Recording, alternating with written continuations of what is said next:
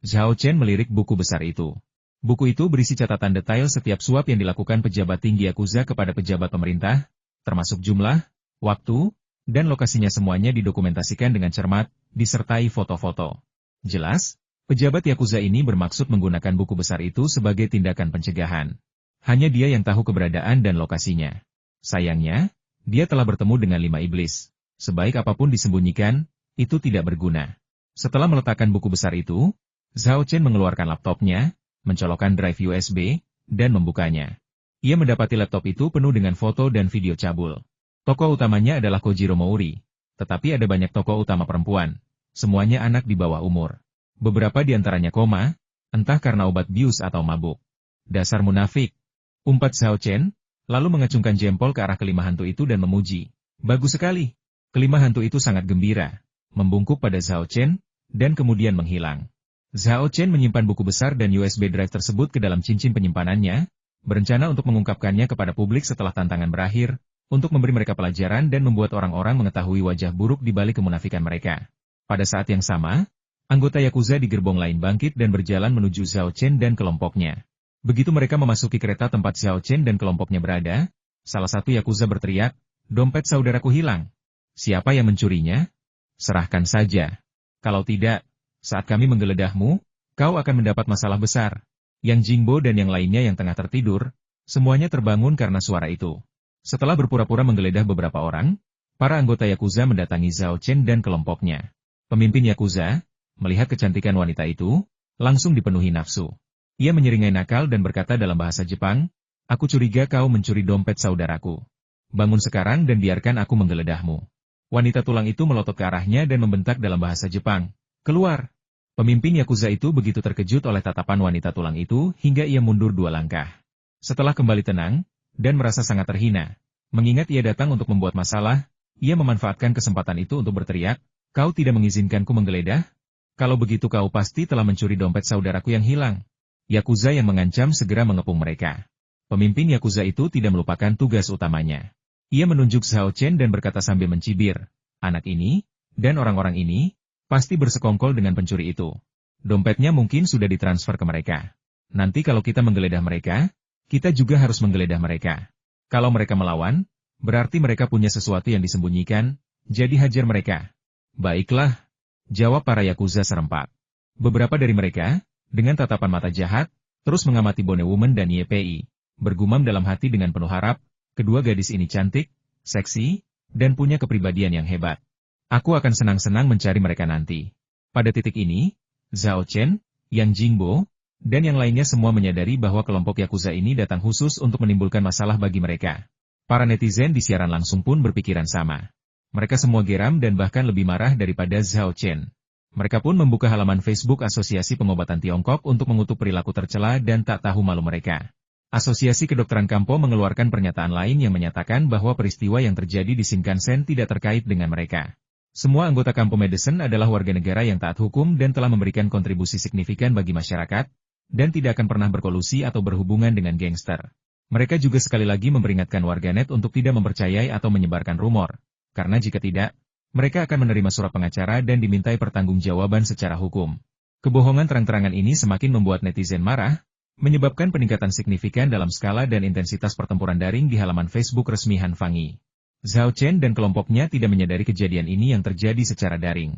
Melihat Yakuza mengepung mereka, Yang Jingbo, khawatir Zhao Chen akan bertindak impulsif, segera menariknya kembali sambil berkata, "Jangan impulsif. Orang-orang ini sengaja ke sini untuk membuat masalah. Kalau kalian berkelahi dengan mereka, saat polisi datang, kalian berdua akan dipenjara. Mereka seperti babi mati, tidak peduli air mendidih, tapi kalian berbeda. Kalian kurang tidur tadi malam. Kalau kalian pergi ke kantor polisi dan membuat masalah, kalian tidak akan berada dalam kondisi yang tepat untuk menantang sekolah Kagawa. Serahkan saja padaku."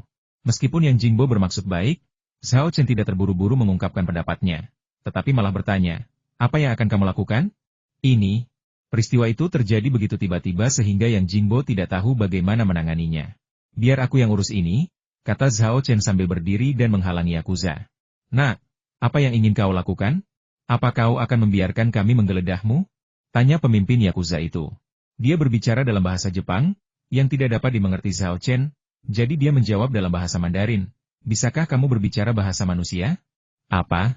Para Yakuza saling berpandangan, benar-benar bingung. Pada saat ini, wanita tulang berbicara, bertindak sebagai penerjemah. Setelah memahami maksud Zhao Chen, para Yakuza menjadi murka. Sang pemimpin meraung, kau mencuri barang-barang kami dan berani mengutuk kami? Nak, kau terlalu sombong. Apa kau pikir kami tidak akan memberimu pelajaran? Kalau saja tidak ada perintah dari atas untuk tidak mengambil langkah pertama, mengingat sifat pemarahnya, dia pasti sudah memimpin orang-orangnya untuk mengeroyok Zhao Chen. Zhao Chen mencibir. Diam-diam membuka cincin penyimpanannya, mengeluarkan jimat sihir, dan mengaktifkannya. Pada saat yang sama, ia mempersiapkan diri untuk apa yang akan terjadi. Aku sarankan kau mengatakan yang sebenarnya. Kalau tidak, aku pasti akan memberimu pelajaran yang tak terlupakan.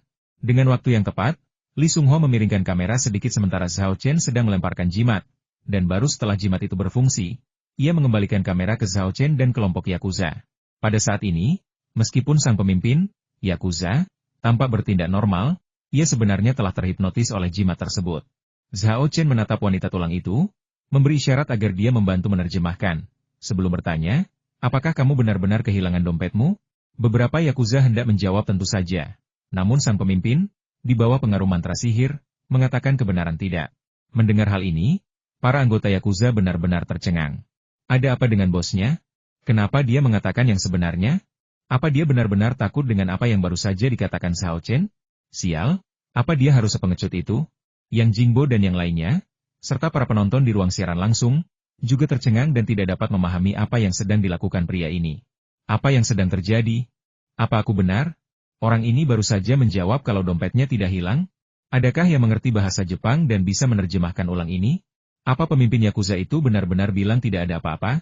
Atau mungkin wanita muda cantik di sebelah Zhao Chen salah menerjemahkannya? Saya seorang mahasiswa jurusan bahasa Jepang, dan saya dapat bersaksi bahwa terjemahannya benar.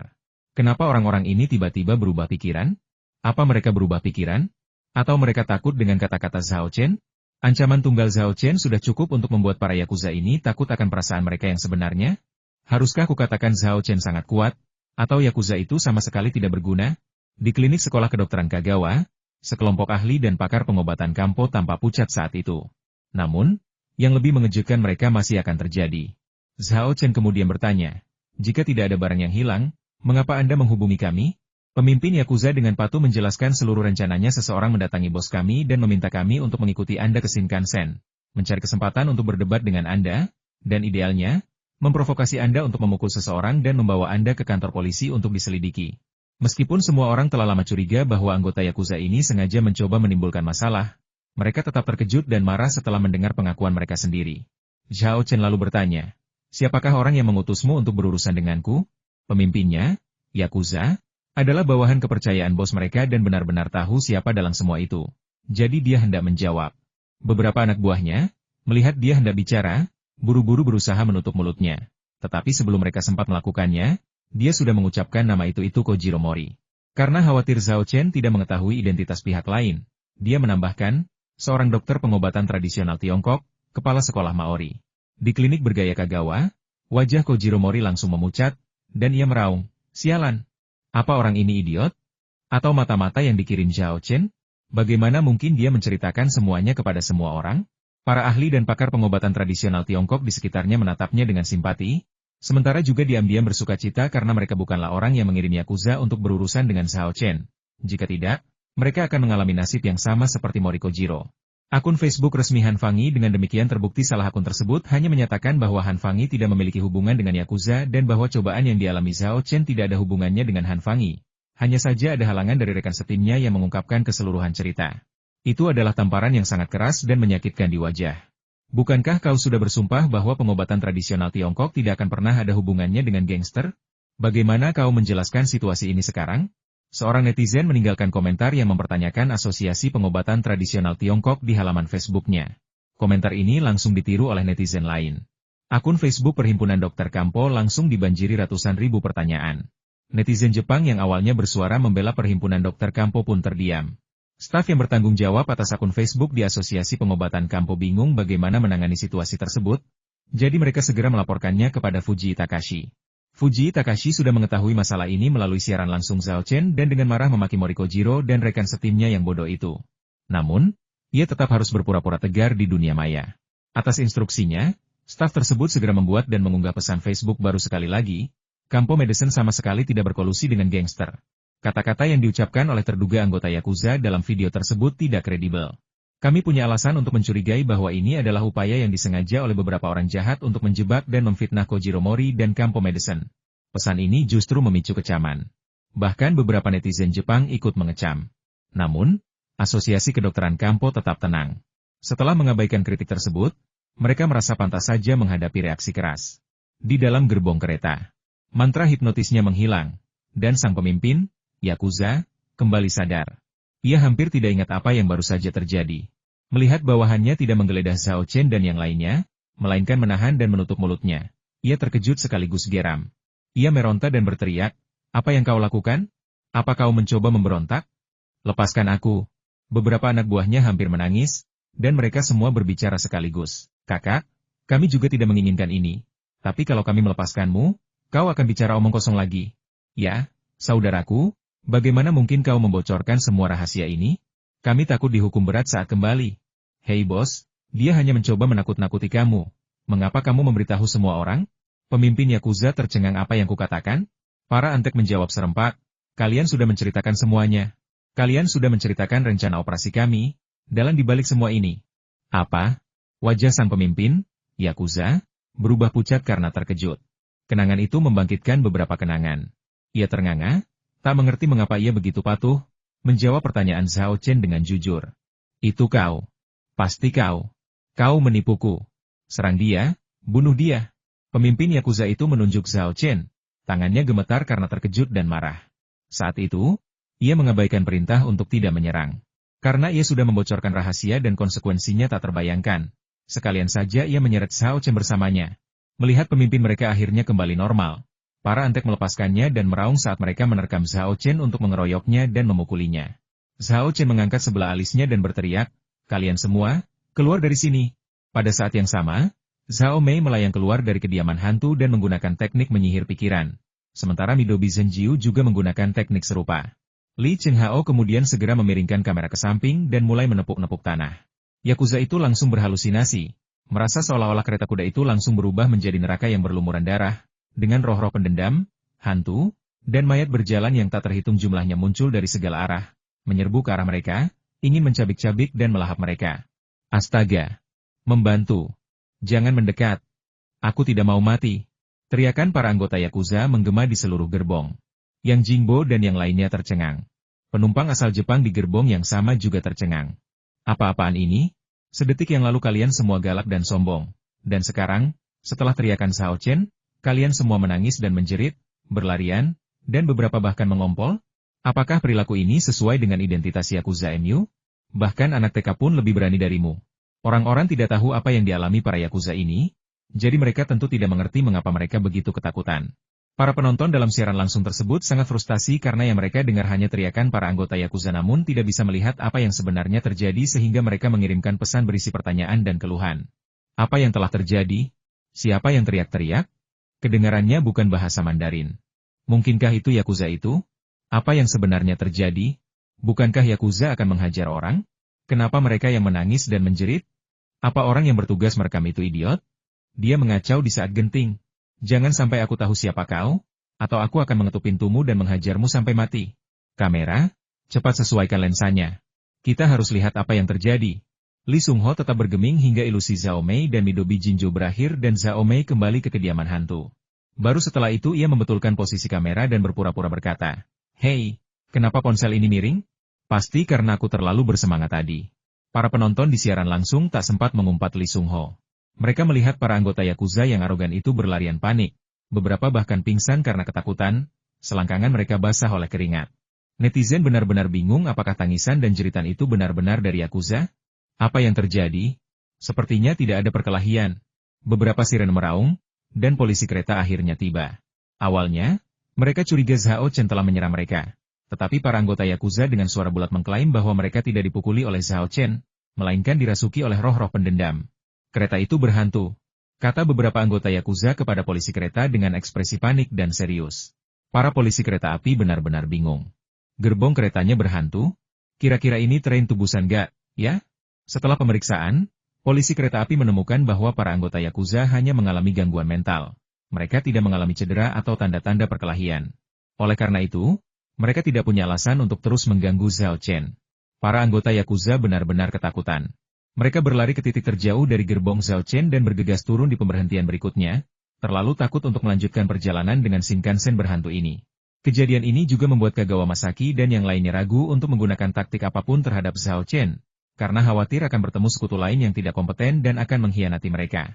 Di saat yang sama, mereka semua merasa bahwa cobaan ini telah menguras tenaga Zhao Chen dan membuatnya benar-benar tidak efektif, sehingga tidak perlu menambahkan apapun lagi. Sekitar tengah hari, Zhao Chen dan kelompoknya muncul di pintu masuk sekolah kedokteran Xiang Chuan. Para murid aliran Kagawa, yang berdiri di pintu masuk klinik, melihat Zhao Chen dari kejauhan dan langsung menjadi sangat gugup, seolah-olah menghadapi musuh yang tangguh. Mereka buru-buru berbalik dan berlari ke halaman belakang klinik untuk memberitahu Kagawa Masaki dan yang lainnya Grandmaster. Sesuatu yang mengerikan telah terjadi. Zhao Chen dan yang lainnya ada di sini. Wajah Masaki Kagawa sangat pucat. Genre favoritnya adalah sastra Tiongkok, terutama perjalanan ke barat. Mendengar teriakan murid agungnya, pikiran pertamanya adalah suara itu terdengar seperti suara iblis kecil dari perjalanan ke barat yang mengumumkan bahwa Raja Iblis, Sun Wukong, akan datang untuk membunuh mereka. Suara itu sungguh mengerikan. Kagawa Masaki memelototi murid itu dan memarahi, "Apa yang kau teriakan? Aku tahu Zhao Chen ada di sini." Sang murid menundukkan kepalanya, gemetar dan tidak berani mengeluarkan suara sedikit pun setelah ditegur. Kagawa Masaki berdiri dan berkata, "Tuan-tuan, Zhao Chen telah tiba. Mari kita pergi ke aula depan dan menemuinya." Para ahli pengobatan tradisional Tiongkok menanggapi serempak dan mengikutinya ke ruang depan klinik. Para murid telah membawa bantal-bantal dan meletakkannya di bawah plakat sekolah Kagawa. Kagawa Shinki langsung berjalan ke bantal tengah dan berlutut. Dengan plakat di atas kepalanya bertuliskan 4 karakter Tabib Agung Kagawa. Para pemimpin dan ahli pengobatan tradisional Tiongkok lainnya mengambil tempat duduk sesuai status dan kedudukan mereka. Begitu mereka duduk, Zhao Chen dan yang lainnya memasuki klinik. Plakat sekolah Yamada yang tertempel di koper sangat menarik perhatian. Menarik perhatian banyak pakar pengobatan tradisional Tiongkok. "Oh, jadi kalian sudah siap." Bibir Zhao Chen sedikit melengkung.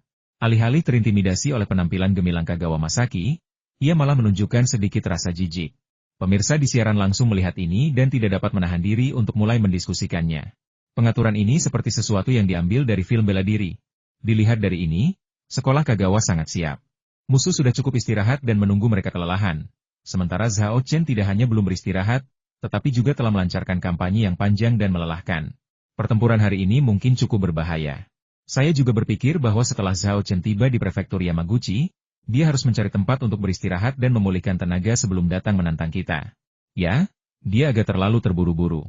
Netizen sudah merasa khawatir dengan kondisi Zhao Chen, dan kekhawatiran mereka pun langsung bertambah setelah melihat aura dahsyat yang terpancar dari Kagawa Masaki dan kawan-kawan.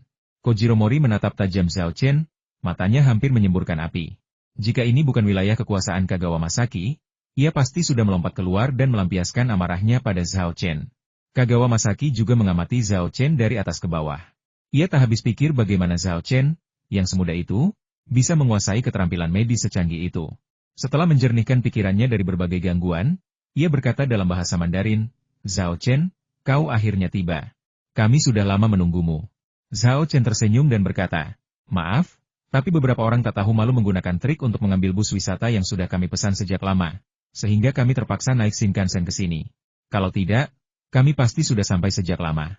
Nada bicaranya tenang, tanpa sedikit pun sarkasme. Terdengar seperti ia sedang meminta maaf kepada seorang teman karena terlambat ke pesta. Namun, bagi anggota komunitas pengobatan tradisional Tiongkok, kata-katanya sungguh mengejek. Terutama Kojiro Mori, yang merasa kata-kata Zhao Chen merupakan ejekan. Wajahnya menjadi muram, dan ia bertanya, "Siapa yang kau sebut kurang ajar tak tahu malu?" Zhao Chen meliriknya dan bertanya, "Siapa kamu?" "Saya Kojiro Mori, PFFT." Zhao Chen tak kuasa menahan tawa. "Jadi, kau mengakuinya begitu saja tanpa diminta?" Kojiro Mori tertegun pada awalnya, lalu menyadari apa yang terjadi dan berubah menjadi marah. Yang Jingbo, YPI, dan lainnya, bersama dengan netizen dalam siaran langsung, tertawa terbahak-bahak. Merasa sangat terhina, Kojiro Mori berdiri dengan marah dan berkata, "Zhao Chen, jangan sombong. Aku, Kojiro Mori, menantangmu." "Kau ingin menantangku?"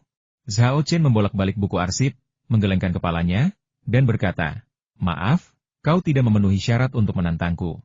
Kojiro Mori ternganga, tak percaya, dan berkata, "Apa katamu?" Aku tidak memenuhi syarat. Aku seorang dokter ternama di Jepang. Seorang profesor yang direkrut oleh beberapa sekolah kedokteran. Bagaimana mungkin aku tidak memenuhi syarat untuk menantangmu? Zhao Chen mengangkat dua jari dan berkata, pertama, kemampuan medismu terlalu buruk, dan aliran Maori bukanlah salah satu dari 9 aliran utama pengobatan Kampo, jadi kau tidak layak menjadi lawanku. Kedua, kau terlalu busuk dan sampah, dan aku tidak mau repot-repot membandingkan diriku denganmu.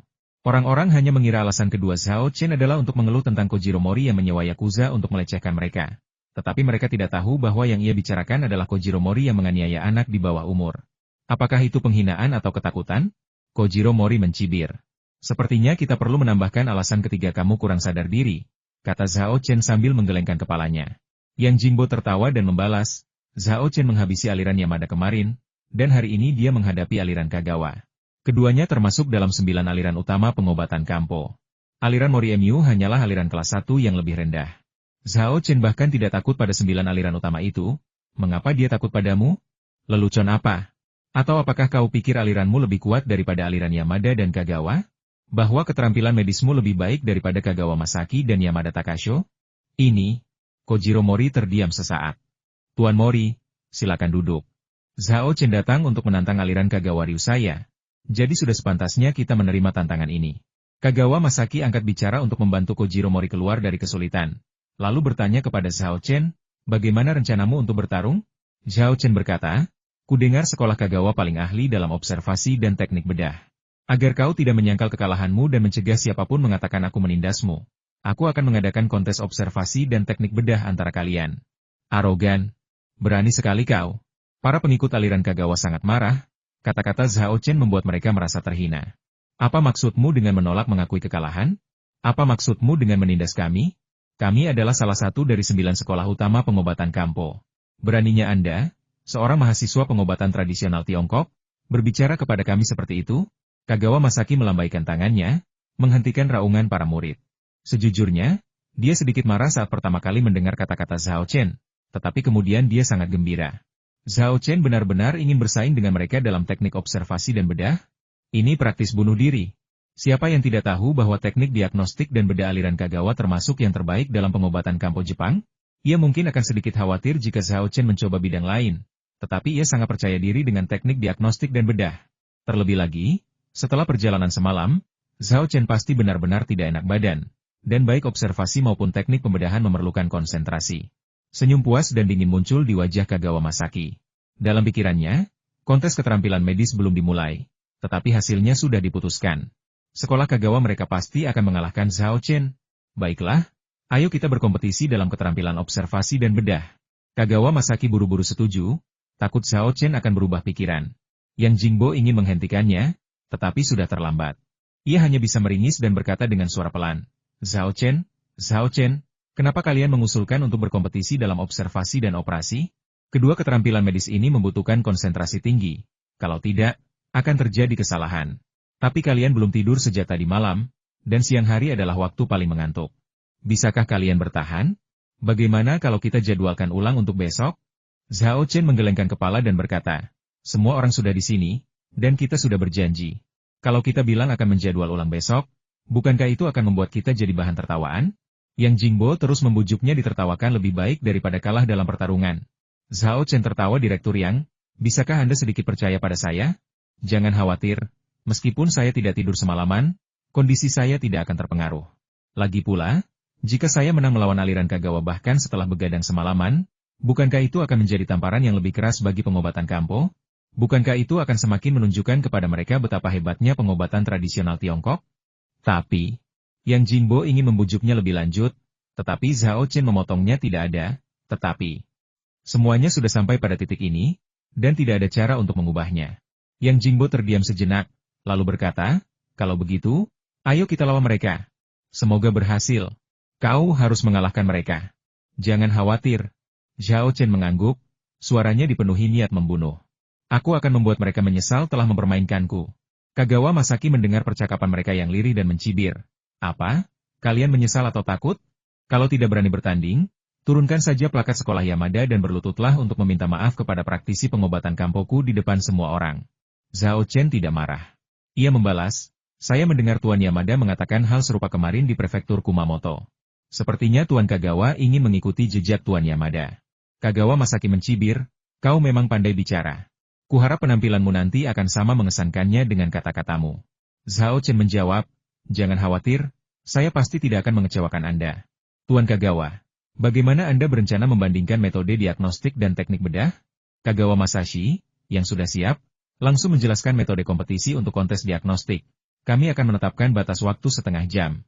Siapapun yang mendiagnosis lebih banyak pasien dengan lebih akurat dalam waktu setengah jam menang. Untuk teknik bedah, kami akan melihat siapa yang dapat menggunakan sayatan lebih cepat dan lebih akurat. Siapa yang dapat mengangkat jaringan yang sakit dengan kerusakan minimal, dan siapa yang dapat menjahit luka dengan lebih sempurna. Kami akan menggunakan 3 poin ini untuk membuat skor komprehensif. Tentu, Zhao Chen langsung setuju. Lalu bertanya, bagaimana kalau kita mulai kompetisinya sekarang? Di sini saja? Tentu saja tidak di sini, kata Kagawa Masaki sambil menggelengkan kepala. Saya sudah menghubungi rumah sakit besar di dekat sini. Mereka punya cukup banyak pasien untuk kami bandingkan kemampuan diagnostik kami. Soal teknik bedah, kami tidak bisa membandingkan pasien. Kami akan menggunakan kaki babi dan melihat siapa yang bisa mengangkat kelenjar getah bening dari babi dengan lebih bersih, hanya dengan sayatan terkecil, dan menjahitnya dengan lebih baik. Zhao Chen mengangguk, tidak keberatan dengan metode kompetisi Kagawa Masaki, dan hanya berkata, bagaimana kalau kita pergi ke rumah sakit sekarang? Kagawa Masaki berkata, jangan terburu-buru. Kalian datang dari jauh sebagai tamu, dan sekarang sudah waktunya makan siang. Biar aku traktir kalian makan. Kita bisa pergi ke rumah sakit untuk kompetisi setelah makan. Para penonton dalam siaran langsung itu semuanya mendiskusikan apa yang dikatakan Masaki Kagawa. Saya tidak menyangka dokter pengobatan tradisional Tiongkok bernama Kagawa Masaki ini begitu sopan. Ya, ketika Zhao Chen datang untuk menantang mereka, dia bahkan mengundangnya makan malam. Dalam hal itu, dia lebih baik daripada Yamada Takasho, dan jauh lebih unggul daripada Moriko Jiro. Kebanyakan orang menganggap Kagawa Masaki bagus. Tapi beberapa orang melihat masalahnya. Kalian semua tertipu. Kagawa Masaki ini licik sekali. Dia mengundang Zhao Chen makan siang karena semua orang mengantuk setelah makan siang, terutama Zhao Chen dan teman-temannya yang belum tidur semalaman. Mereka pasti akan lebih lelah lagi. Ketika Zhao Chen benar-benar tak berdaya, dia bisa dengan mudah mengalahkannya. Sial, sekarang setelah kau menyebutkannya, itu sebenarnya sangat masuk akal. Kalau begitu, Kagawa Masashi benar-benar dipaksa ke dalam situasi ini, bukan? Zhao Chen, jangan tertipu. Meskipun Zhao Chen tidak melihat komentar-komentar itu, ia langsung menebak tujuan Kagawa Masaki. Namun, ia tidak menolak, melainkan tersenyum dan berkata, karena Tuan Kagawa yang mentraktir, maka kami terima. Namun, dalam hati, ia mencibir, Kagawa Masaki, kali ini, biar kuajari kalian apa artinya, mencoba mencuri ayam tapi malah kehilangan nasinya. Lebih dari 1 jam kemudian, setelah semua orang selesai makan siang, mereka naik bus yang disiapkan oleh sekolah Kagawa dan menuju ke rumah sakit. Begitu mereka masuk ke dalam mobil, Yang Jingbo dan yang lainnya merasakan gelombang kantuk yang kuat melanda mereka, dan mereka tak kuasa menahan diri untuk menguap berulang kali. Melihat ini, bibir Kagawa Masaki melengkung membentuk senyum licik. Tak lama kemudian, bus tiba di rumah sakit. Yang Jingbo dan yang lainnya sudah tertidur dan dibangunkan. Zhao Chen, setelah naik bus, memejamkan mata dan sedang membaca buku-buku kedokteran di komputernya, sehingga ia juga disangka sedang tidur. Hal ini membuat para ahli pengobatan tradisional Tiongkok, termasuk Kagawa Masaki, semakin yakin akan kemenangan.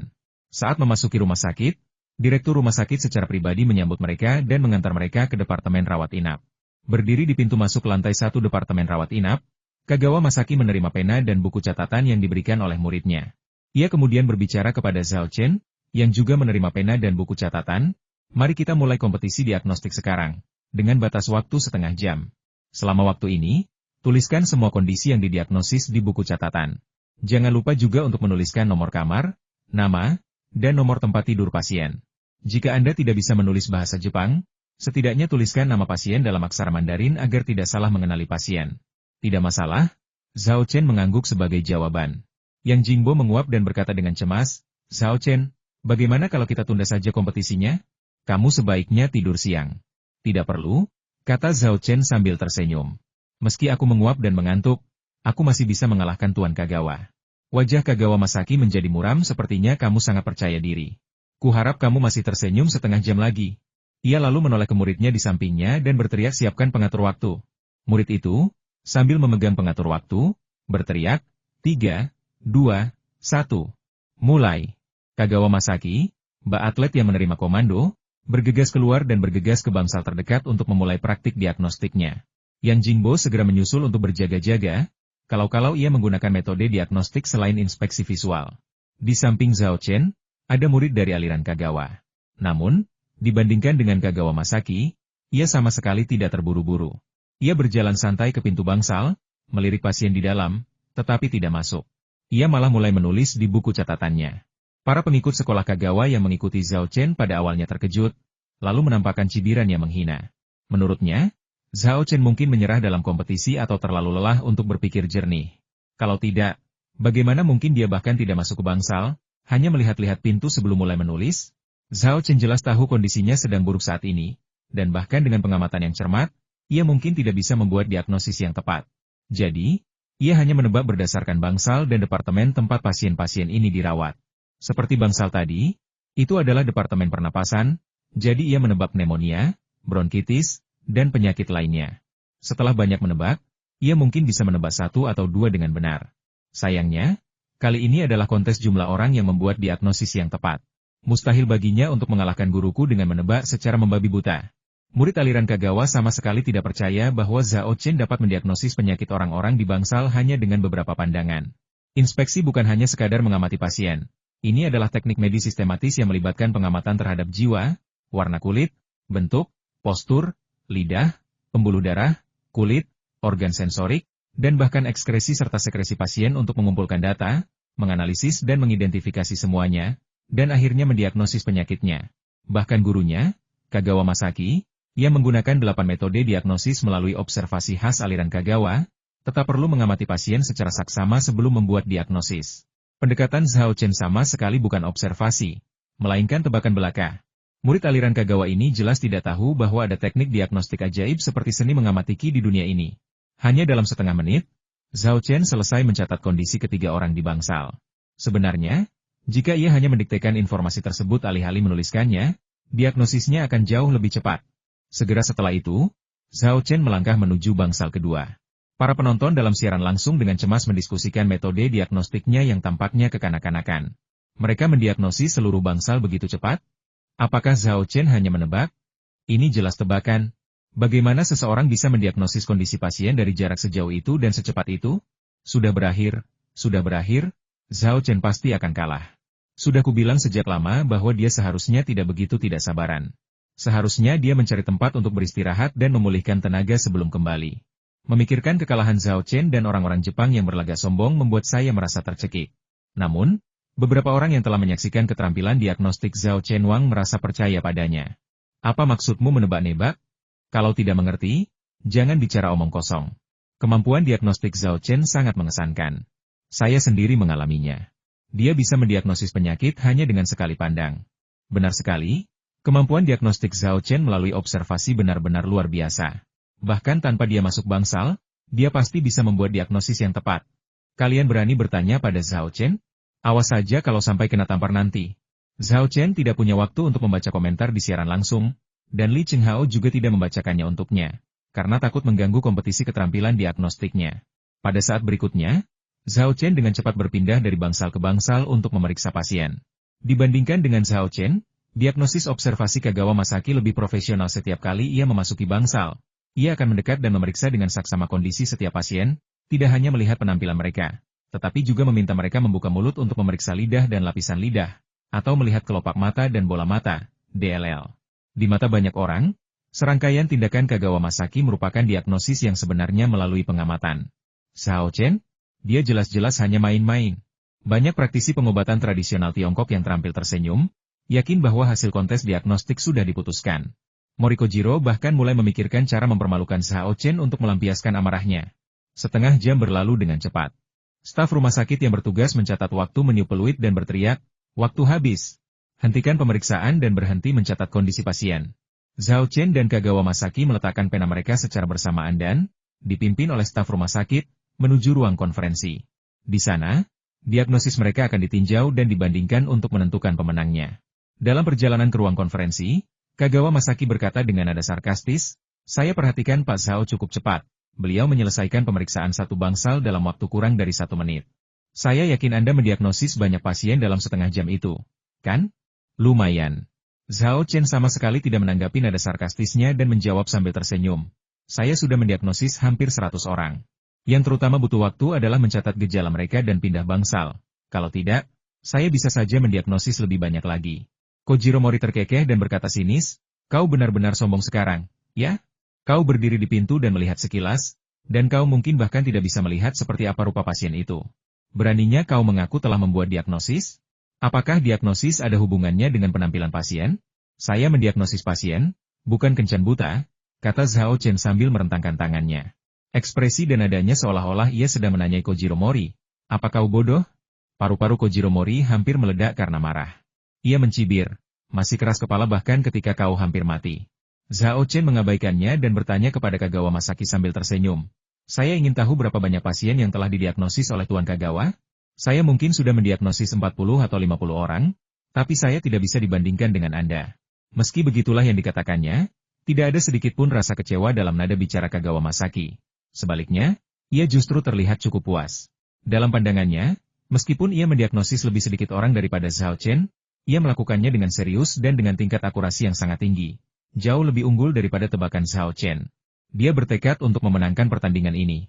Namun, Zhao Chen berkata, kau bahkan tidak setengah sebaik aku. Sepertinya 8 metode diagnosis dengan observasi dari sekolah Kagawa MU juga tidak bagus. Kau pasti kalah dalam pertandingan ini. Kagawa Masaki menggelengkan kepala, lalu membalas dengan tajam, itu belum tentu benar.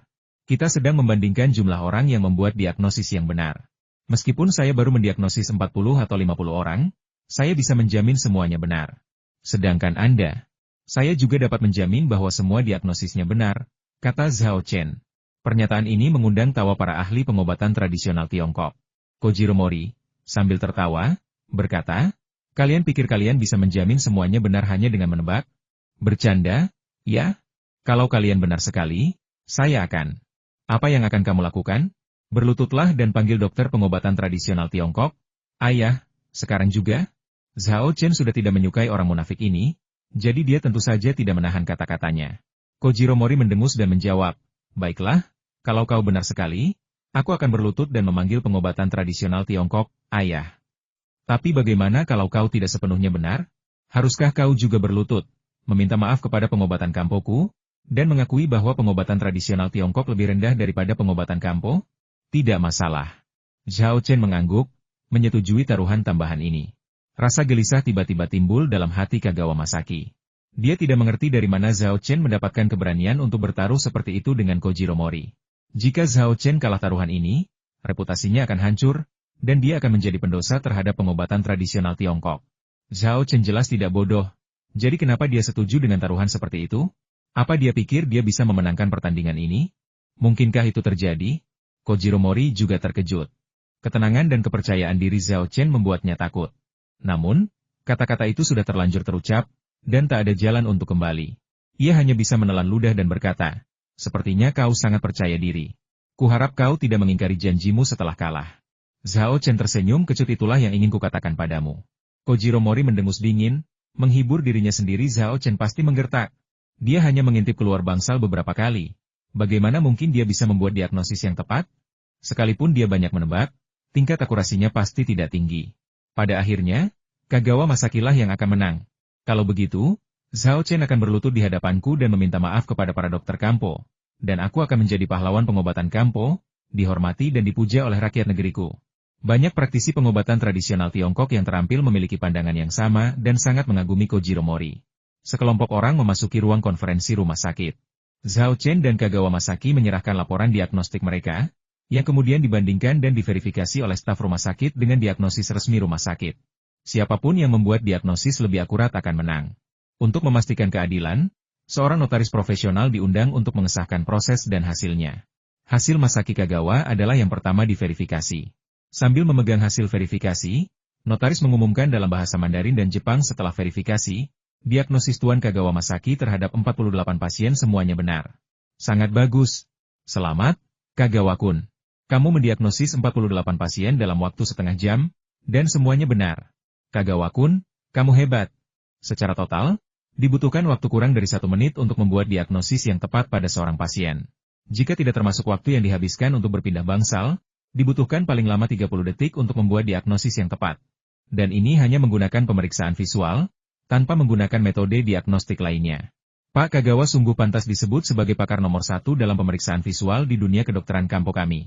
Bahkan di komunitas medis dunia, hanya sedikit yang dapat menandingi pencapaian tersebut. Para praktisi pengobatan tradisional Tiongkok di ruang konferensi tampak gembira, mengangkat tangan mereka untuk merayakan dan memberi selamat kepada Kagawa Masaki. Bahkan banyak dokter, perawat, dan pasien yang datang untuk menyaksikan kemeriahan acara tersebut pun bersorak untuk Kagawa Masaki. Sebaliknya, siaran langsungnya dipenuhi dengan ratapan. Shinichi Kagawa ini luar biasa. Mendiagnosis 48 orang dengan tepat dalam waktu setengah jam. Itu pencapaian yang luar biasa. Zhao Chen mungkin benar-benar akan kalah. Bukankah Zhao Chen baru saja mengatakan bahwa dia mendiagnosis hampir 100 orang? Bukankah dia sehebat Kagawa Masaki? Meskipun dia telah mendiagnosis hampir 100 orang, tingkat akurasinya pasti sangat rendah. Jika dia bisa menebak 10 dengan benar, dia sangat beruntung.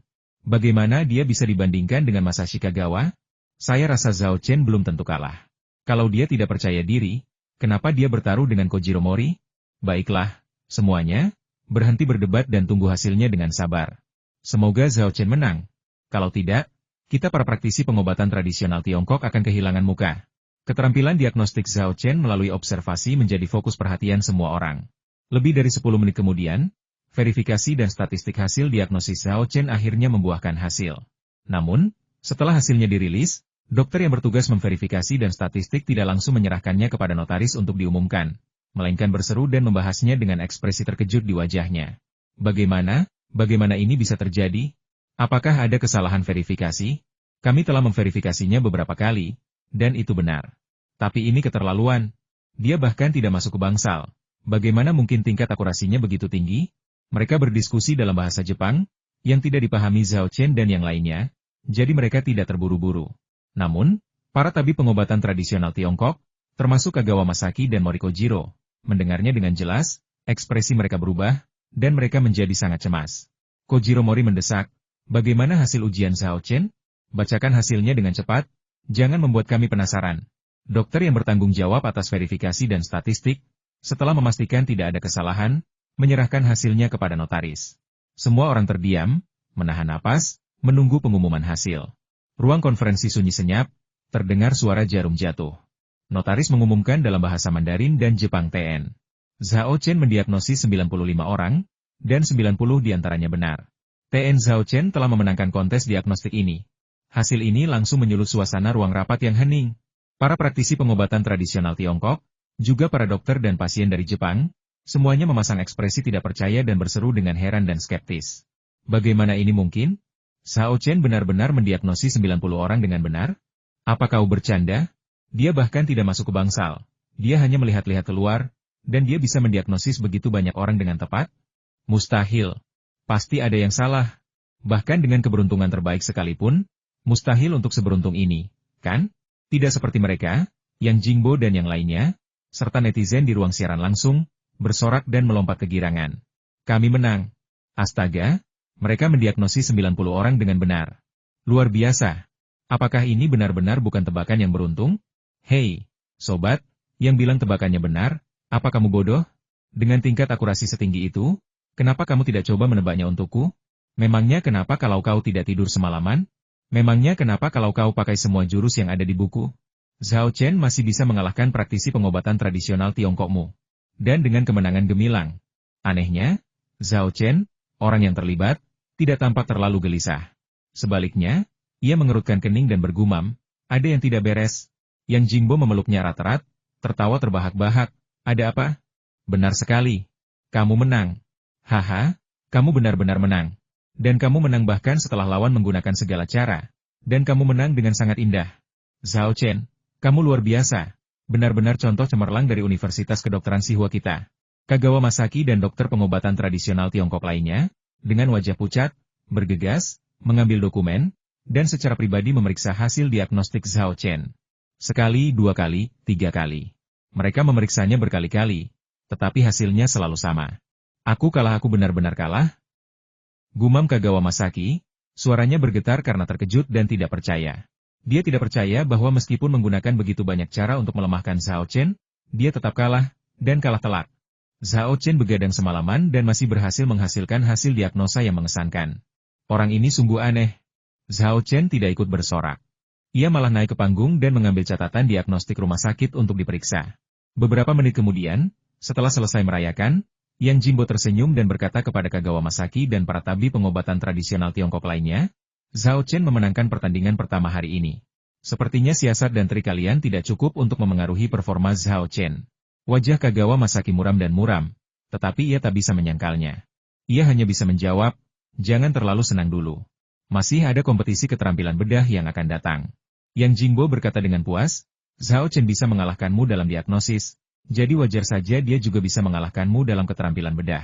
Kagawa Masaki berkata dengan dingin, aku baru saja meremehkanmu, yang memberi Zhao Chen kesempatan.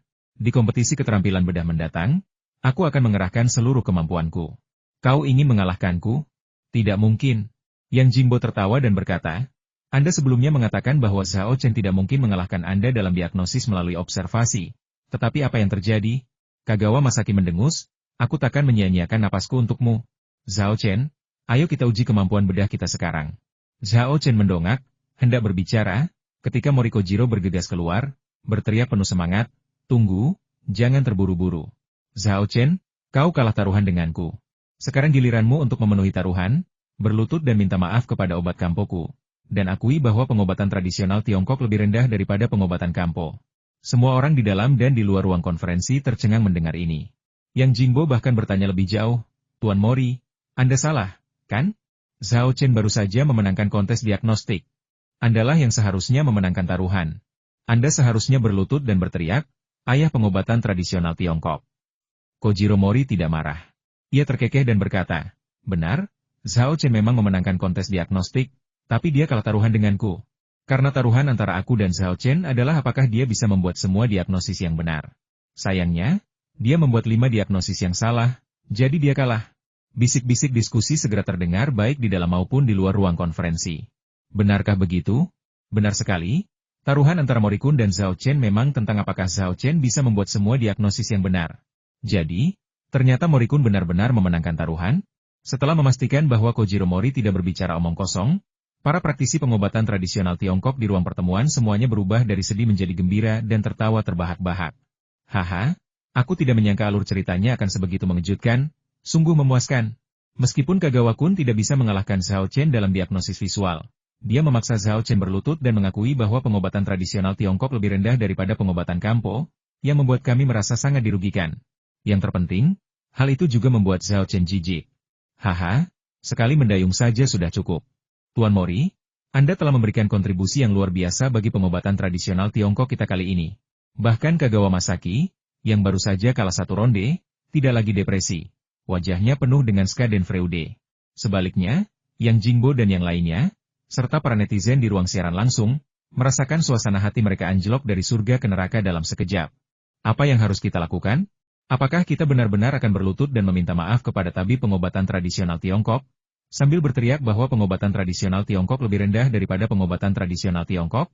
Jika kita melakukan itu setelah kalah dalam kompetisi, itu tidak masalah. Tetapi melakukannya setelah menang akan terlalu memalukan. Hei, Zhao Chen seharusnya tidak bertaruh dengan Morikojiro sejak awal. Sekarang dia sudah gila, kan? Benarkah? Aku benar-benar tidak mengerti kenapa dia bertindak begitu impulsif saat itu. Apakah menurutmu Zhao Chen punya cara untuk membalikan keadaan? Taruhan sudah terlanjur dibuat. Bagaimana bisa dibatalkan? Satu-satunya cara adalah mengingkarinya. Mendengar seruan dan gumaman penonton, Kojiro Mori semakin senang dan puas, lalu mendesak, Zhao Chen, tunggu apa lagi? Berlututlah sekarang dan penuhi taruhanmu. Atau kau mencoba mengingkari janjimu? Tentu saja aku tidak akan mengingkari taruhanku. Zhao Chen tetap tenang, tidak menunjukkan tanda-tanda cemas atau panik, seolah-olah dia bukan orang yang kalah taruhan. Namun, dalam taruhan kita, aku tidak kalah, kaulah yang kalah. Kojiro Mori mencibir, yang kalah itu aku? Lucu sekali. Kamu salah mendiagnosis 5 pasien, kamu tidak semua diagnosismu benar. Sebelum ia sempat menyelesaikan ucapannya, Zhao Chen memotongnya diagnosis saya sepenuhnya benar. Masalahnya bukan pada saya, tetapi pada rumah sakit ini. Kata-kata ini mengejutkan semua orang yang hadir. Rumah sakitnya yang salah, bukan kamu? Serius? Sombong banget dan sok berkuasa. Sebelum Kojiro Mori sempat berbicara, direktur rumah sakit, setelah mendengar penjelasan penerjemah, bertanya dengan wajah muram, omong kosong. Diagnosis rumah sakit kami adalah hasil pemeriksaan yang komprehensif dan sistematis. Meskipun kami tidak bisa menjamin tidak akan ada kesalahan diagnosis atau diagnosis yang terlewat, hasil kami tentu lebih akurat daripada diagnosis yang dibuat hanya dengan sekali melihat keluar bangsal, bukan? Dekan itu berbicara dalam bahasa Jepang, yang tidak dipahami Zhao Chen. Ia menoleh ke wanita tulang dan bertanya, apa yang orang ini gumamkan dalam bahasa Jepang? Wanita tulang itu segera menerjemahkannya untuknya. Setelah mendengarkan, Zhao Chen tersenyum acuh tak acuh, terlalu malas untuk membuang kata-kata, dan berkata terus terang, apakah saya benar atau Anda benar? Itu sangat sederhana. Kirim saja seseorang untuk memeriksa ulang pasien, terutama untuk membedakan kedua diagnosis tersebut, dan Anda akan tahu hasilnya. Kata-kata ini diterjemahkan ke dalam bahasa Jepang oleh wanita tulang.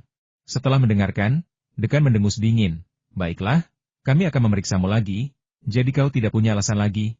Untuk memastikan keabsahan diagnosis, Direktur rumah sakit tidak hanya mengirim para ahli dari dalam rumah sakit untuk mendiagnosis ulang kasus tersebut, tetapi juga mengundang Yang Jingbo untuk bergabung dalam tim, guna menghindari kecurigaan adanya penipuan. Sambil menunggu hasilnya, Zhao Chen tetap tenang. Sementara para praktisi pengobatan tradisional Tiongkok, termasuk Mauli Xiao Erlang, tampak sangat cemas.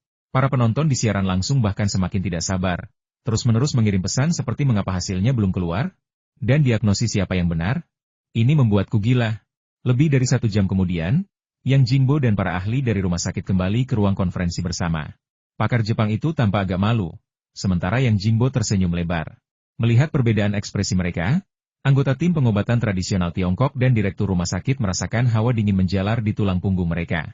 Kojiro Mori melesat di depan mereka dan bertanya dengan penuh semangat, bagaimana hasilnya? Beberapa ahli memandang Kojiro Mori dengan tatapan simpatik dan berkata, setelah pemeriksaan ulang, memang rumah sakit kami yang membuat kesalahan diagnosis. Diagnosis Zhao Chen benar. Dia tidak membuat satupun kesalahan diagnosis. Semua diagnosisnya benar. Perubahan dramatis ini membuat semua penonton terdiam. Kaki Kojiro Mori melemah dan ia terjatuh ke tanah. Pada saat itu, dia dengan jelas merasakan sensasi berpindah dari surga ke neraka. Ruang konferensi kembali hening. Semua mata tertuju pada Zhao Chen. Tatapan mata itu mengandung keterkejutan, ketidakpercayaan, kekaguman, dan kegembiraan. Diagnosisnya ternyata benar, itu memang Zhao Chen. Bagaimana ini bisa terjadi?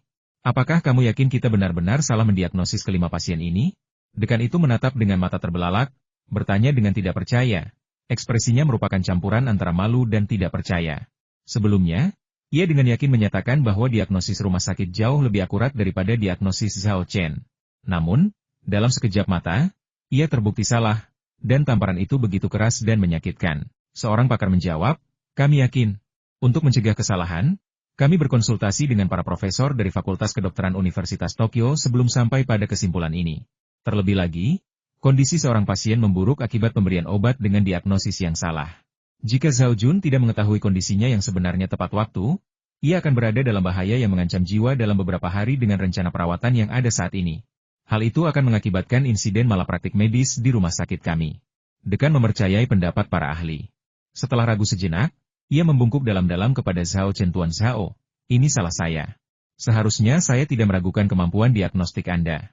Saya harap Anda bisa memaafkan kata-kata saya yang kurang pantas sebelumnya. Saya juga sangat berterima kasih kepada Anda karena telah membantu rumah sakit kami menyingkirkan 5 kesalahan diagnosis dan menghindari kecelakaan medis. Wanita tulang menerjemahkan kata-katanya kepada Zhao Chen. Zhao Chen tersenyum tipis dan menjawab, saya menerima permintaan maaf dan rasa terima kasih Anda. Melihat hal itu, para penonton dalam siaran langsung pun tak kalah heboh dan gembira.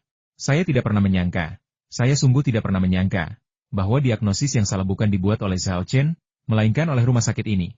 Zhao Chen luar biasa. Bagaimana dia mengembangkan kemampuan diagnostiknya melalui observasi? Bahkan lebih mengesankan daripada sinar X. Pembalikan ini sangat memuaskan. Di mana orang-orang yang sebelumnya mengeluh bahwa Zhao Chen seharusnya tidak berjudi, dan bahkan mengatakan mereka akan menentangnya? Coba saya tanya, apa tidak sakit kalau ditampar?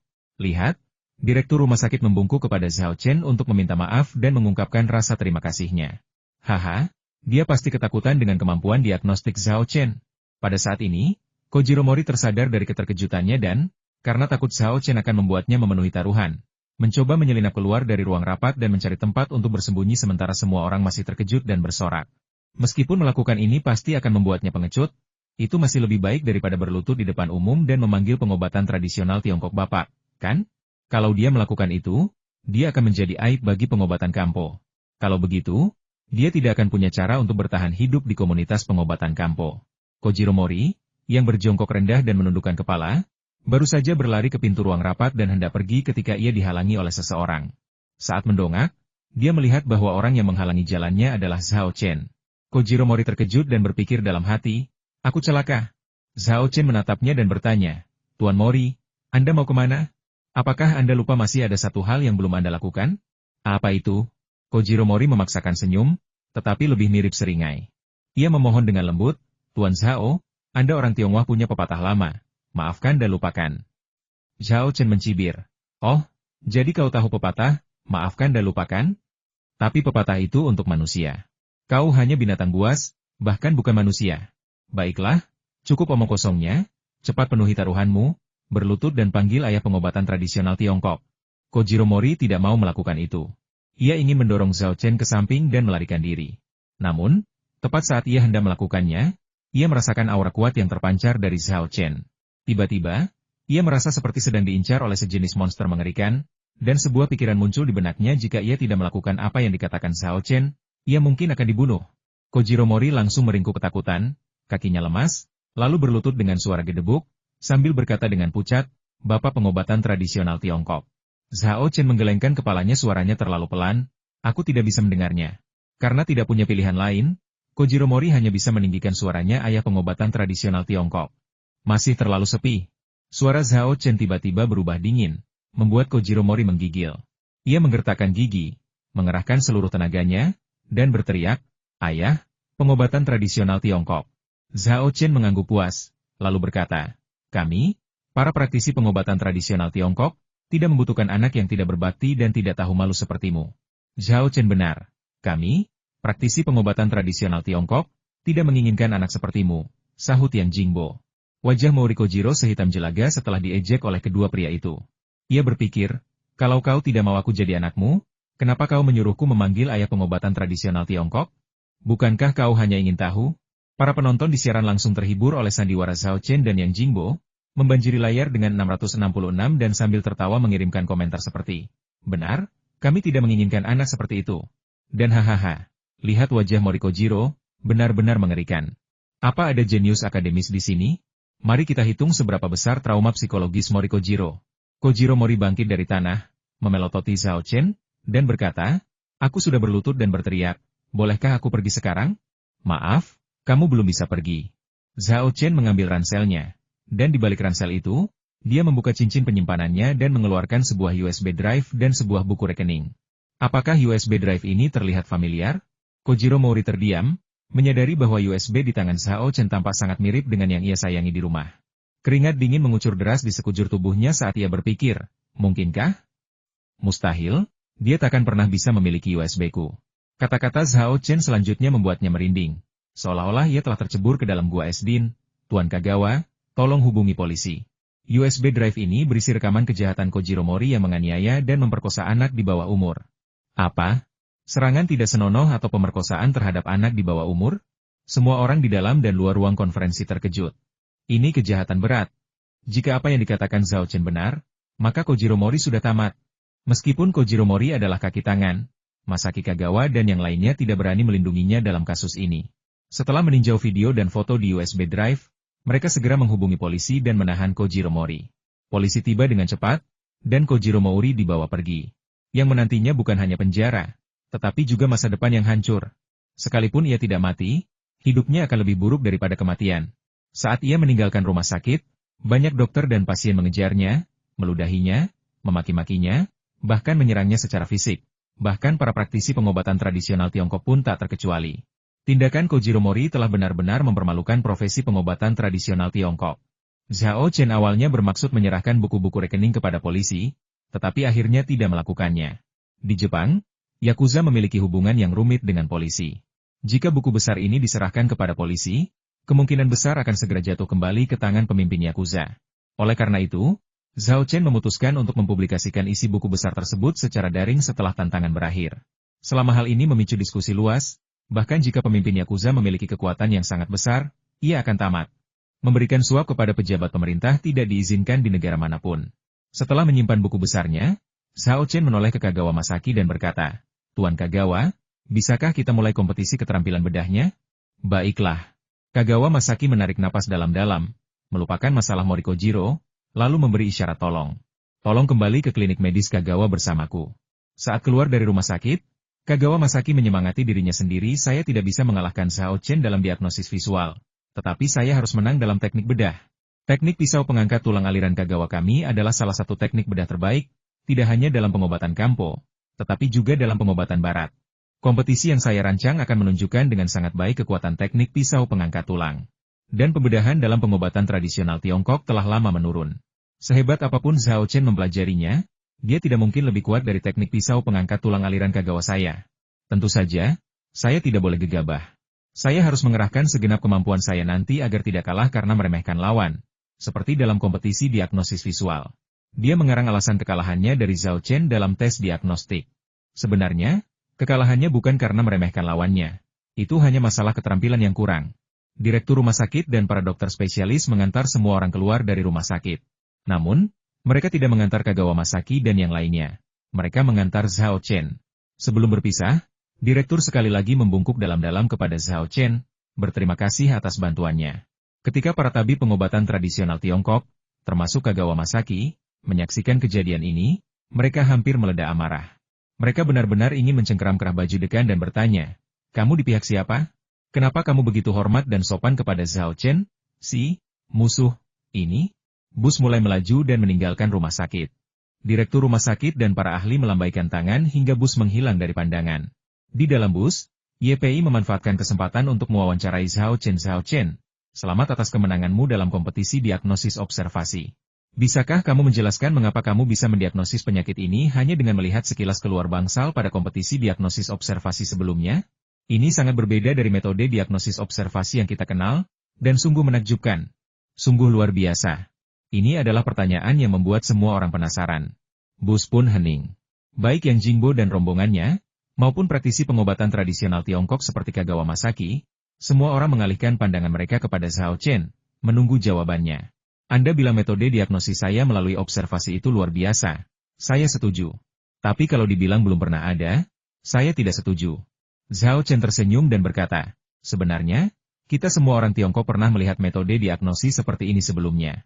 YPI tercengang, Yang Jingbo dan yang lainnya juga terkejut, dan netizen di ruang siaran langsung semakin bingung, membanjiri Zhao Chen dengan rentetan pertanyaan, menanyakan apa maksud perkataannya itu. Zhao Chen tidak membuatnya penasaran dan melanjutkan. Di buku pelajaran SMP, ada teks berjudul, Bian Kue bertemu Adipati Huan dari Cai. Teks ini berasal dari Han Feizi Yulao. Teks ini menceritakan bagaimana Bian Kue melihat Adipati Huan dari Cai dari jauh dan mendiagnosisnya dengan penyakit serius. Setelah beberapa kali bertemu Adipati Huan dari Cai, ia secara akurat menilai perubahan penyakitnya, dari yang dangkal hingga yang dalam. Dalam teks ini, Bian Kue menggunakan teknik medis yang disebut observasi Qi. YPI hanya memiliki sedikit pengetahuan tentang pengobatan tradisional Tiongkok, jadi ia tetap tenang setelah mendengar nama teknik observasi Qi. Namun, Yang Jingbo dan yang lainnya, serta para tabib kampus seperti Kagawa Masaki, semuanya memucat dan berseru kaget, "Kalian baru saja menggunakan teknik observasi Qi?" "Benar," Zhao Chen mengangguk setuju. Para praktisi pengobatan tradisional Tiongkok di dalam bus berseru kaget. "Mana mungkin? Bukankah seni mengamati Qi sudah lama hilang? Hanya ada deskripsinya di beberapa buku kedokteran kuno, tapi tidak ada satupun catatan tentang bagaimana praktik atau penggunaannya. Zhao Chen baru saja menggunakan teknik pengamatan Qi? Pantas saja Kagawa Kun kalah.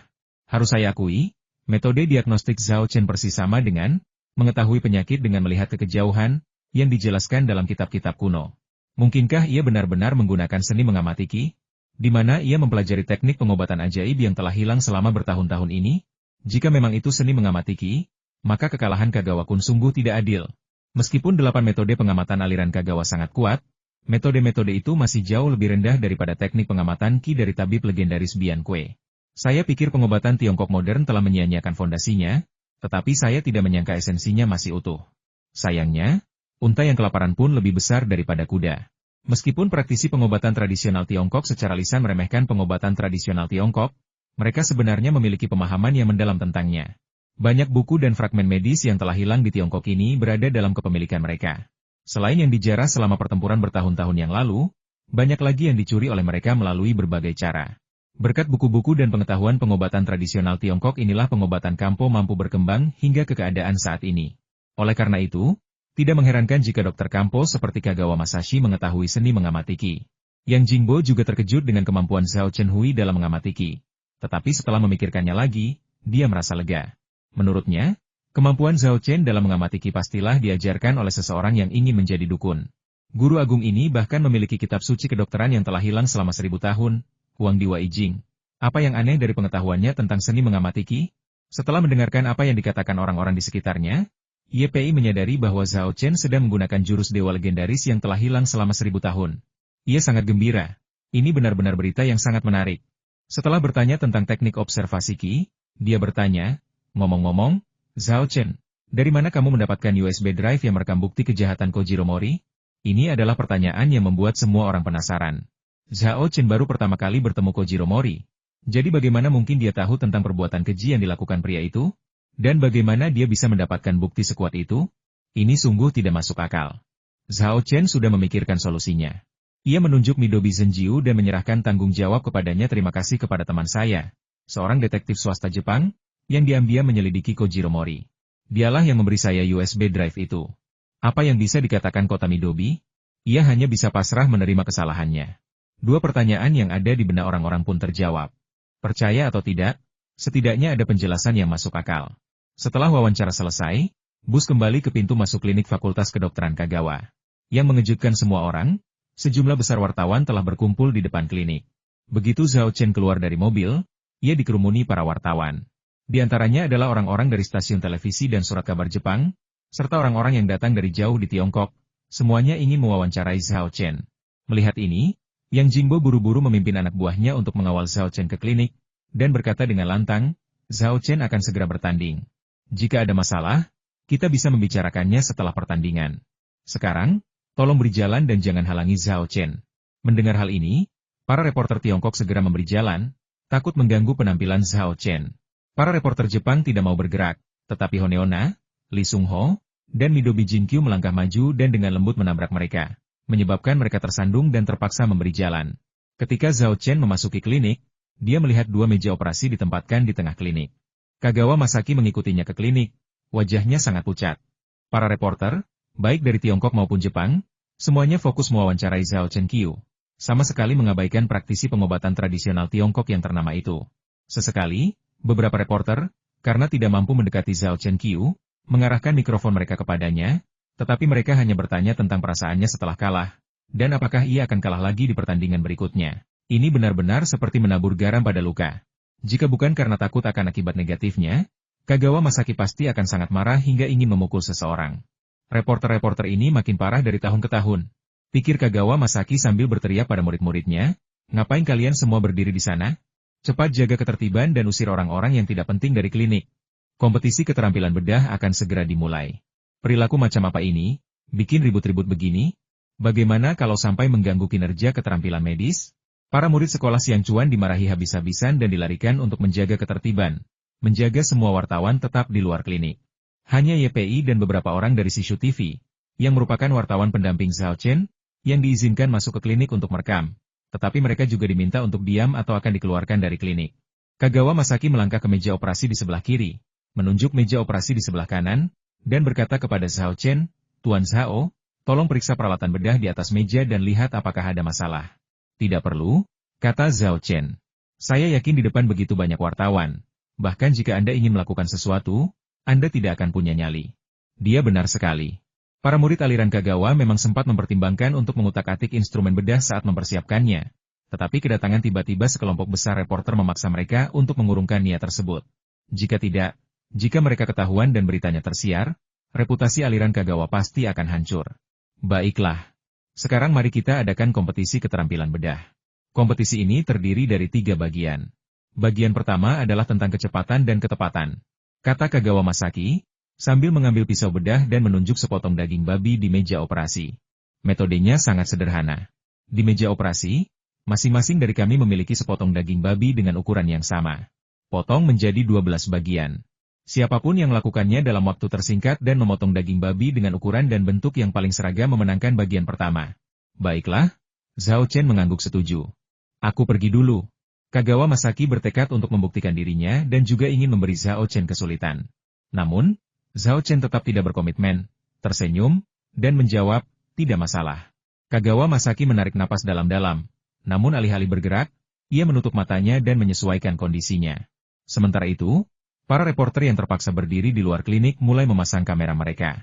Beberapa stasiun televisi Jepang bahkan menyiarkan acara tersebut secara langsung. Di sebuah kuil di Kyoto, Takeda Katsuten, mengenakan kimono, duduk dengan hikmat di ruang minum teh. Di seberangnya, seorang perempuan berkerudung dan mengenakan jubah seorang gadis kuil sedang memperagakan upacara minum tehnya yang luar biasa indah. Karena cadarnya, wajah wanita itu tidak terlihat, namun dari bentuk tubuhnya yang anggun dan tatapan mata yang memikat dari balik cadarnya, dapat diketahui bahwa dia memang seorang wanita yang sangat cantik. Namun, tidak ada nafsu di mata Takeda Katsuten, yang ada hanya rasa hormat dan ketakutan. Di salah satu sudut ruang teh, ada televisi yang memutar berita. Tiba-tiba, di salah satu sisi layar televisi, seorang reporter berdiri dengan mikrofon di depan klinik sekolah kedokteran Kampo Kagawa, memperkenalkan adegan tersebut dengan nada yang sangat klise. Yang Anda saksikan sekarang adalah kompetisi keterampilan bedah antara Kagawa Masaki, kepala sekolah kedokteran Kampo Kagawa, dan Zhao Chen, seorang dokter pengobatan tradisional Tiongkok dari Tiongkok. Takeda Katsuten melirik ke arah televisi dan berkata dengan nada meremehkan, Kagawa Masaki benar-benar muncul sendiri? Apa dia tidak takut ditertawakan? Meskipun ia adalah praktisi pengobatan tradisional Tiongkok terkemuka, ia tidak terlalu memperhatikan tantangan Zhao Chen terhadap pengobatan tradisional Tiongkok, dan bahkan tidak menyadari bahwa Zhao Chen telah mengalahkan aliran Yamada kemarin. Jika tidak, ia tidak akan terkejut dan meremehkan Kagawa Masaki yang secara pribadi menerima tantangan tersebut. Hah? Wanita yang memimpin upacara minum teh berseru kaget saat melihat Zhao Chen. Itu dia? Dia datang ke Tiongkok? Tuan Himia, siapa yang Anda bicarakan? Tanya Takeda Katsuten hati-hati. Ia telah menyaksikan sifat mengerikan wanita di hadapannya dan tahu bahwa meskipun didukung oleh klan Takeda, ia tak mampu menyinggung perasaannya.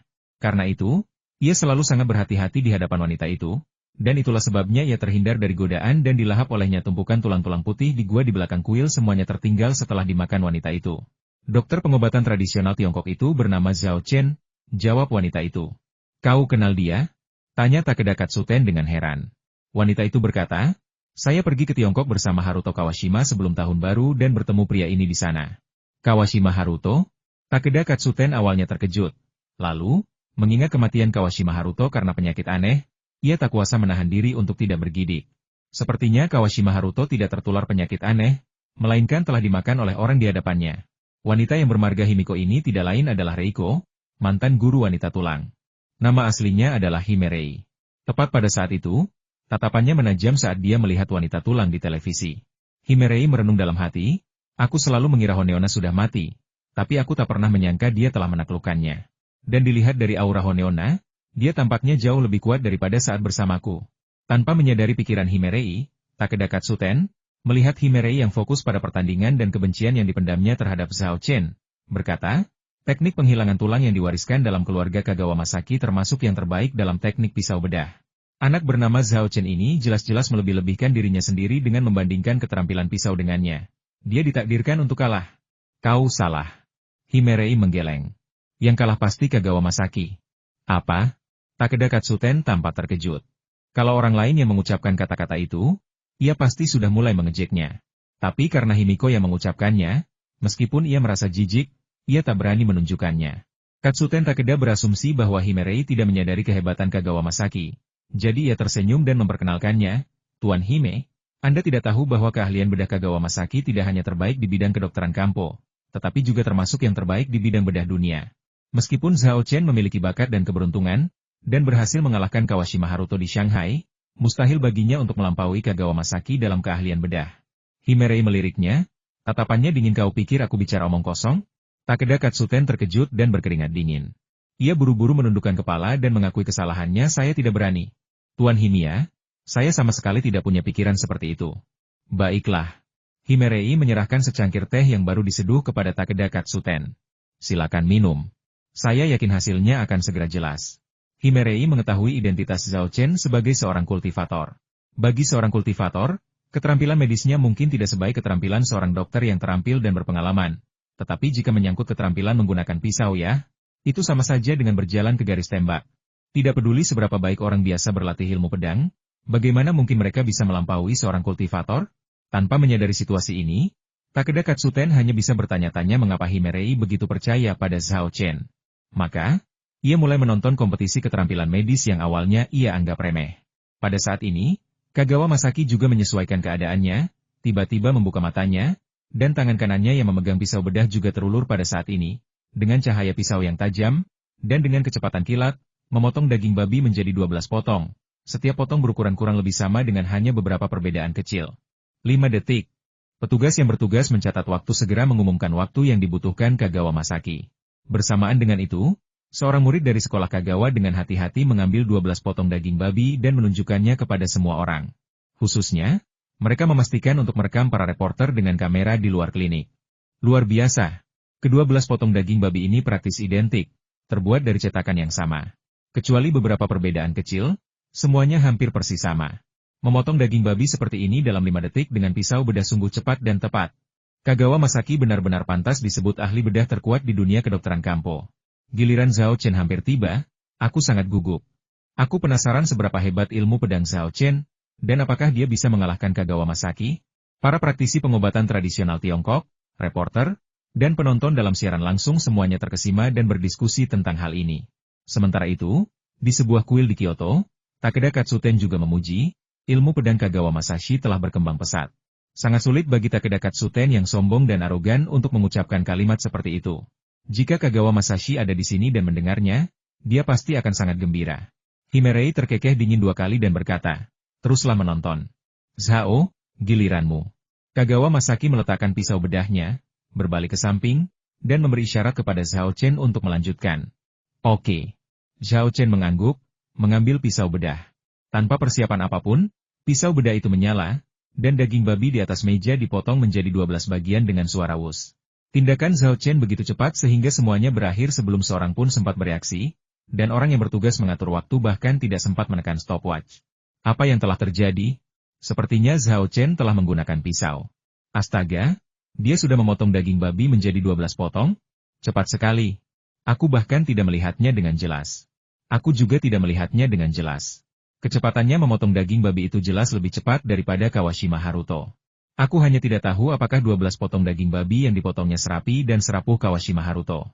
Di tengah desahan dan gumaman, Yang Jingbo dan wanita tulang melangkah maju dan dengan hati-hati mengambil 12 potong daging babi, lalu memperlihatkannya kepada semua orang. Seruan keheranan kolektif memenuhi udara baik di dalam maupun di luar klinik. Karena 12 potong daging babi yang dipotong Zhao Chen persis sama, tanpa perbedaan sedikit pun. Jika orang-orang tidak melihat dengan mata kepala sendiri bahwa Zhao Chen telah memotong daging babi itu dengan pisau bedah, mereka mungkin akan menduga bahwa itu adalah efek khusus yang diciptakan dengan menyalin dan menempel. Itu pisau yang sangat cepat. Sungguh serangan yang tepat. Senyum Kagawa Masaki langsung membeku. Dia tahu betul bahwa dia telah kalah di babak ini lagi. Dengan begitu banyak wartawan di sekitarnya, ia tak bisa mengingkari janjinya, bahkan jika ia mau. Ia hanya bisa menggerutu, kau menang di operasi pertama, tapi itu tak penting. Operasi pengangkatan kelenjar getah bening berikutnya adalah ujian sesungguhnya bagi keterampilan bedah. Zhao Chen tersenyum dan berkata tanpa basa-basi lagi, kalau begitu, mari kita mulai. Beberapa murid aliran Kagawa segera datang, membersihkan daging babi di meja, dan meletakkan kaki babi, yang akan digunakan untuk kompetisi berikutnya, di atas meja. Setelah semuanya siap, Kagawa Masaki melirik Zhao Chen dan berkata, mari kita mulai. Zhao Chen mengangguk.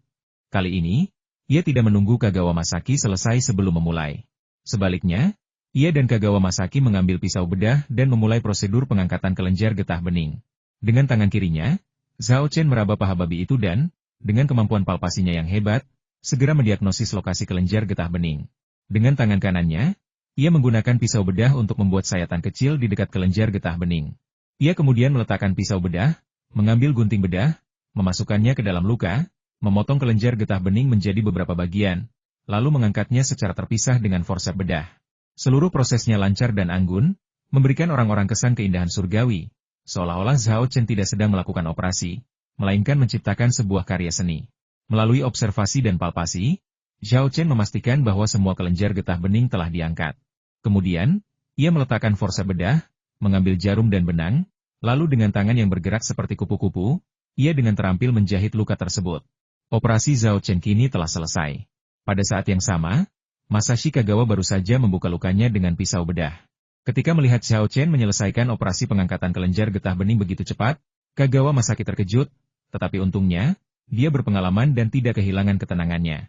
Sambil melanjutkan operasi, ia meyakinkan dirinya sendiri. Operasi Zhao Chen sangat cepat, dia pasti kurang hati-hati. Dan pasti masih ada kelenjar getah bening yang tersisa di daging babi. Aku tidak bisa menirunya, tidak masalah jika aku lebih lambat. Lagi pula, tidak ada batasan waktu untuk kompetisi ini. Selama sayatanku lebih kecil darinya, kelenjar getah beningku diangkat lebih bersih, dan jahitanku lebih rapi, aku pasti menang. Dengan mengingat hal ini, operasi pengangkatan kelenjar getah bening Masaki Kagawa memakan waktu setengah jam penuh untuk diselesaikan. Karya keduanya akhirnya dipamerkan ke publik. Orang-orang segera berkumpul di sekitar dua meja operasi. Para reporter di luar klinik hanya bisa menyaksikan dengan iri ketika YPI mengunduh aplikasi streaming langsung dan masuk ke siaran langsung Zhao Chen. Di satu sisi, mereka ingin mendapatkan informasi terbaru langsung melalui video. Di sisi lain, mereka ingin melihat apakah mereka bisa mengekstrak rekaman video untuk digunakan dalam laporan berita mereka. Hayato Otani dan praktisi pengobatan tradisional Tiongkok lainnya secara naluriah pertama-tama melihat paha babi Masaki Kagawa. Melihat sayatan kecil dan jahitan yang sempurna, mereka tak kuasa menahan diri untuk mengangguk berulang kali. Memujinya dengan tulus. Seperti yang diharapkan dari Kagawa-kun, keterampilan bedahnya sungguh luar biasa. Sayatan yang sangat kecil, jahitan yang sangat sempurna bahkan ahli bedah bara terbaik pun akan malu dengan keterampilan mereka. Kagawa-kun benar-benar sesuai dengan reputasinya sebagai ahli bedah ternama di bidang pengobatan kampo kami. Keahliannya mungkin hanya sebanding dengan Takeda-kun. Saat mereka memujinya, para ahli pengobatan tradisional Tiongkok, termasuk Hayato Otani, memperhatikan bahwa tidak ada kegembiraan di wajah Masashi Kagawa. Ya, ada kejutan dan keheranan. Mungkinkah? Mereka terkejut dan segera menoleh untuk melihat kaki babi Zhao Chen, lalu berseru-seru. Bagaimana caranya? Sayatan ini terlalu kecil. Bahkan tidak sampai setengah ukuran sayatan Kagawa. Bagaimana mungkin kita bisa melihat bagian dalam paha babi dengan sayatan sekecil itu? Dan bagaimana mungkin kita bisa mengangkat semua kelenjar getah bening di dalamnya? Dan teknik penjahitan ini sama bagusnya dengan teknik Kagawa. Kagawa Masaki tidak kalah terkejutnya dari mereka. Namun, ia masih menyimpan secercah harapan, berpikir dalam hati. Meskipun sayatan Zhao Chen Kai sangat kecil, semakin kecil sayatannya, semakin sulit untuk mengangkat kelenjar getah bening sepenuhnya. Terlebih lagi, ia melakukan operasi ini dengan sangat cepat. Selama aku bisa mengangkat kelenjar getah bening dari paha babiku lebih teliti daripada dia, aku tetap akan memenangkan kompetisi ini. Setelah memperhatikan besarnya luka pada kedua paha babi tersebut, para pengikut aliran Kagawa mengambil pisau bedah, memotong jahitannya, dan membedah paha babi sepanjang lukanya untuk memeriksa kelenjar getah bening yang tersisa di dalamnya.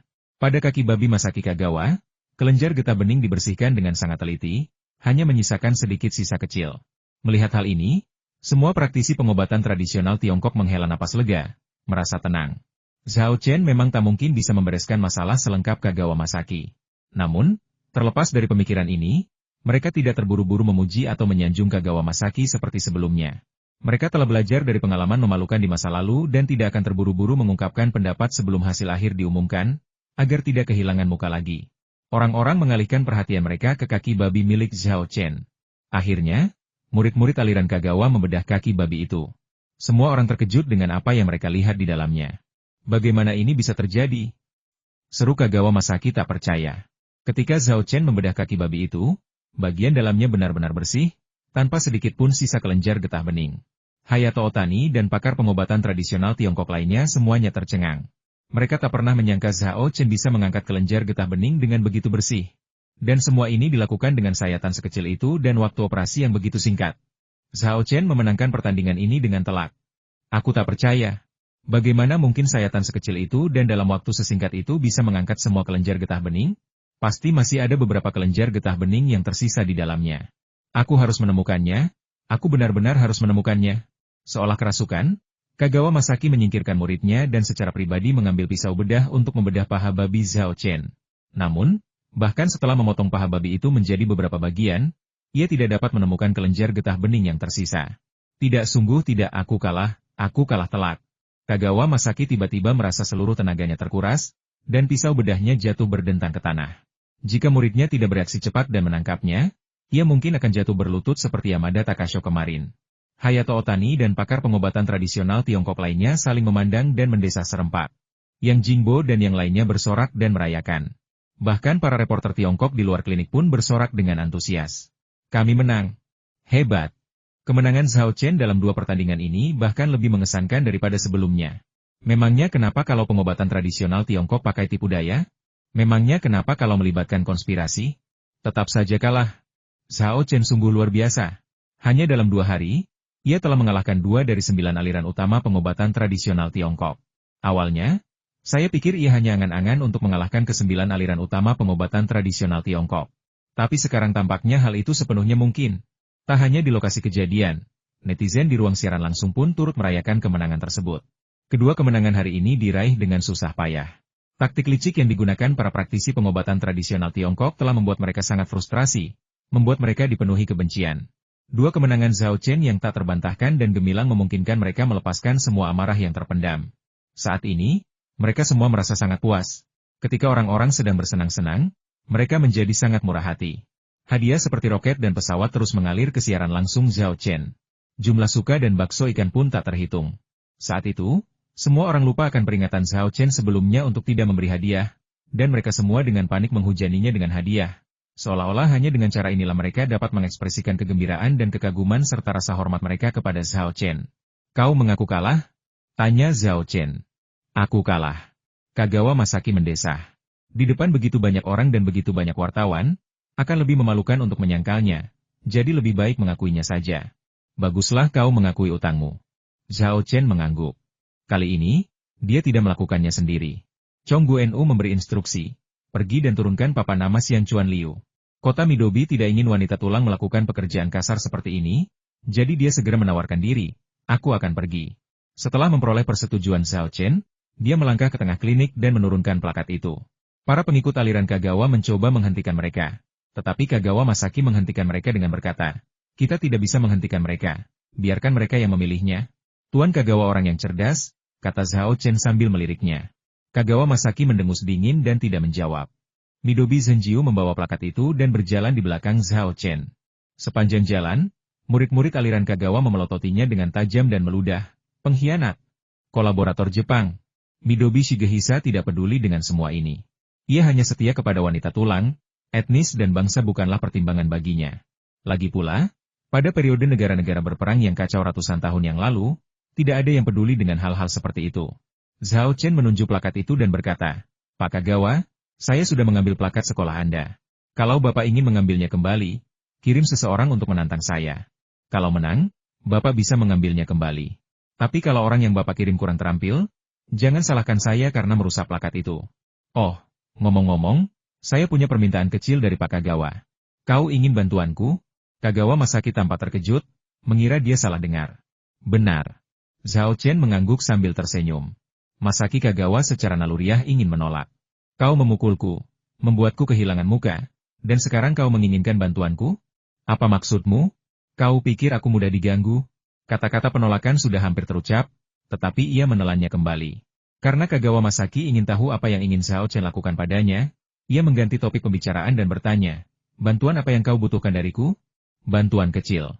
Zhao Chen menunjuk bus yang terparkir di luar klinik medis Kagawa dan berkata sambil tersenyum, mintalah bus ini untuk mengantarku ke sekolah Kobayakawa. Sekolah Kobayakawa merupakan sekolah yang paling dekat dengan sekolah Kagawa dari 9 sekolah utama pengobatan Kampo, dan juga merupakan target tantangan Zhao Chen berikutnya. Kagawa Masaki berseru kaget, kau ingin mengalahkan 2 aliran bela diri yang berbeda dalam 1 hari? Benar. Zhao Chen mengangguk dan berkata, kau tahu aku masih mahasiswa dan tidak boleh membolos terlalu banyak kelas. Jadi aku harus menyelesaikan ujian 9 besar pengobatan tradisional Tiongkok dan membawa plakatmu kembali ke kelas. Kalau tidak, kalau aku membolos terlalu banyak kelas, dosen akan mengurangi SKS-ku dan membuatku tidak lulus, yang pasti akan sangat memalukan.